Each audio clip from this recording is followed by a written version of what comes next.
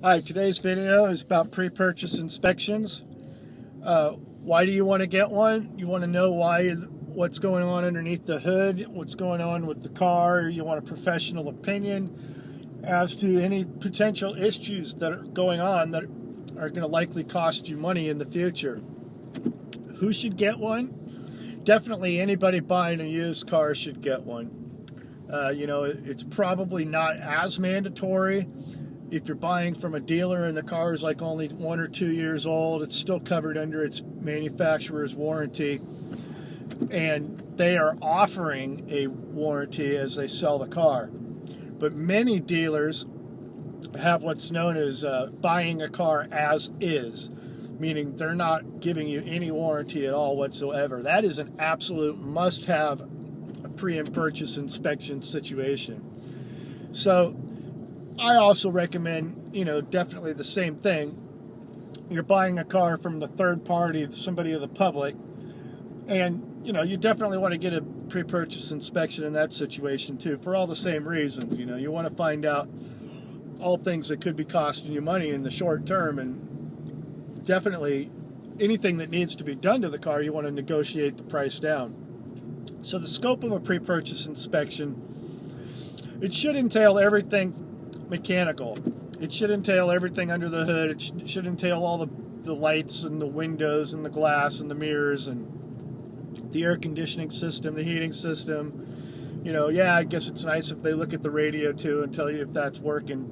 You definitely want them to look at any maintenance items that may have been not performed, especially things like timing belts, hoses. The timing belt, you can't really see it on a lot of cars, so you're going to have them produce a copy of a receipt from a reputable shop somewhere saying that yes, it was performed.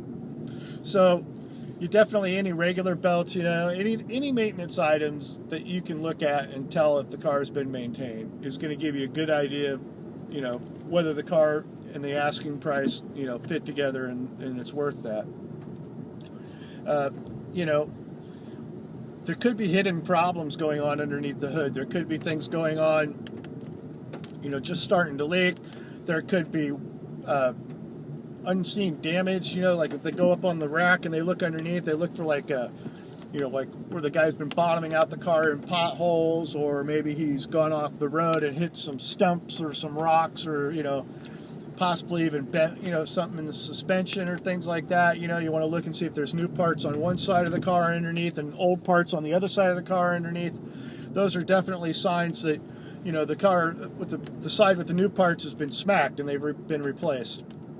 And definitely, once you get it all figured out and you've got an idea of what things have gone on with the car, what has or hasn't been done, and there's potential items that need to be addressed, add them up, figure out how much it's going to cost, and then take that figure and go, hey, you're asking $7,500 for the car. It needs $2,500 in work.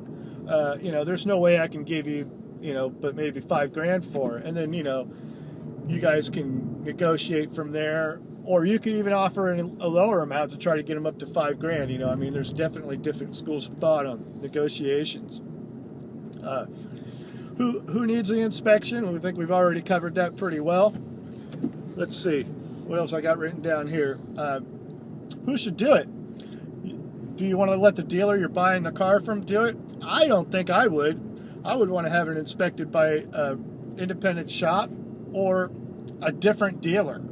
If you're buying a Ford from a Chevy dealer, take that, and you want to buy it from have a dealer look at it, take it over to the Ford dealer and let the Ford dealer look at that used car, tell you if he sees things going on that the Chevy used car guy is not telling you about. And can you do it yourself? Yeah, you can do it yourself. If you're going to do it yourself, check the air filters, look at the belts, look at the hoses. They probably aren't going to want to let you take any spark plugs out. You want to drive the engine. You want to take it for a road test. You want to make sure it's running on all cylinders. I can't really see a point doing a compression test unless it's got a misfire and you're trying to diagnose that misfire and then determine, how much the car is worth based upon if you can fix it with just a spark plug or if it's got an actual bad engine. So in that case, yeah, if you think it's got a misfire, have a compression test done so you don't buy something with a bad engine, especially if you're buying something used or well used. And look at the brakes, look at the suspension, look at the tires, look at the U-joints if it's got U-joints, look at the CV joints if it's got those, look for tears, look for rips, look for all that kind of stuff. And I would look at the outside of the car too, look at all real well, look and see if you can tell if it's been in an accident. Well, I hope I've given you some useful information.